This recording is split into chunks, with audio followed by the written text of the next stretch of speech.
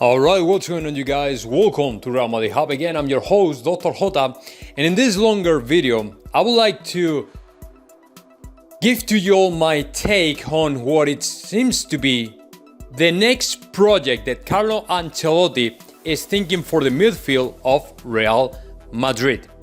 I mean, according to all the words from the Italian coach, according to what he said in the press conference 2 days ago, and what is his idea about the new project, about the squad, about the players. I mean, gathering all that information and trying to get a, fair conclusion about that. My opinion is that the midfield of Real Madrid, it's going to be completely different to what we know or to what we have seen so far. In my opinion, the midfield of Real Madrid will change, and we'll see a lot of changes with Carlo Ancelotti. Maybe the most important change is Carlo Ancelotti, in my opinion, wants to revamp completely the whole squad. But within the whole squad, I'm talking pretty much about the midfield. As you know, the players what we have now, Luka Modric, Toni Kroos, and Casemiro, who are pretty much the core of that midfield, are no longer the most important players in the midfield. And the reason is pretty simple. I mean, don't get me wrong, I'm not talking about that Carlo Ancelotti is thinking in replacing them, or, because in my opinion, players like Luka Modric or Toni Kroos so far, right now, they are irreplaceable. But on the other hand, one of the most important aspects for this new Real Madrid for Carlo Ancelotti, because he knows very well what all the people were complaining about last year. And it was why Zinedine Zidane didn't use to the youngsters, why he didn't give more opportunities to them. And one of those youngsters is Martin Odegaard. Of course, Luka Jovic is the same, Dani Ceballos is the same, but pretty much Odegaard. There were a lot of expectations regarding to Odegaard, and then he was lined up in 2 games, and that's it. And then he went out of loan to Arsenal in January. So a lot of people were complaining about that. And Carlo Ancelotti is very aware that that is one of the heaviest or the strongest point of criticism in this Real Madrid. So that's why, in my opinion, he will revamp the whole midfield. So considering that, Luka Modric and Toni Kroos and Casemiro as well. I mean, Casemiro is maybe not the same though, but Luka Modric and Toni Kroos are players that need a little bit more rest, and they are not the players who can play every single minute of every single match, of every single game, So with that in mind, players like, number one, Martin Odegaard will have more,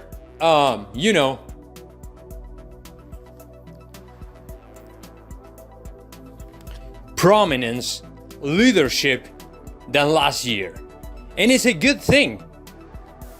It's a good thing because that is pretty much what we were expecting from Martin Odegaard, for him to become a super great player, the brain of Real Madrid, the core of the ideas, the person who has to drive the ball up, to carry the ball up, and create all the danger that we have to have. So that's why it's so important to have Martin Odegaard in the squad. You know what I'm saying? And then it's not only Martin Odegaard, but also Antonio Blanco.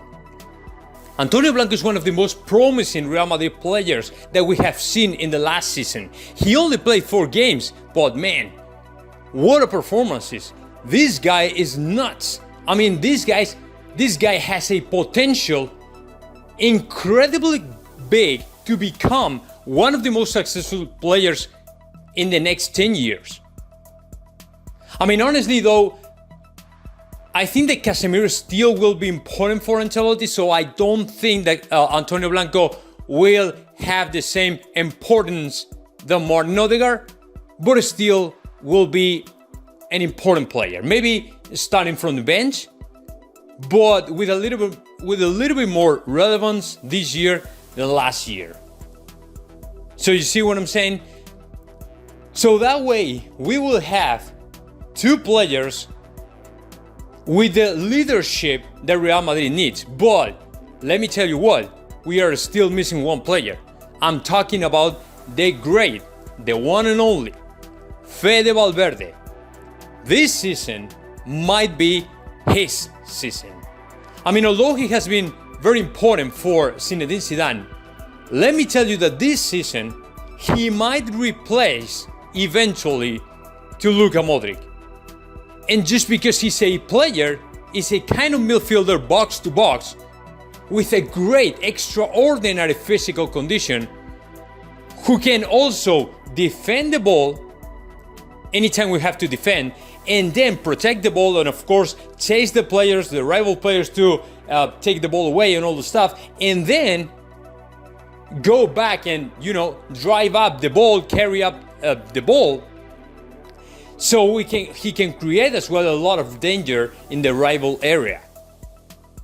I mean, his physical condition is nuts. It's just nuts. So with these three players, Antonio Blanco, Fede Valverde, and also Martin Odegaard, we would see a, thorough change in the midfield of Real Madrid. And that is so important for us.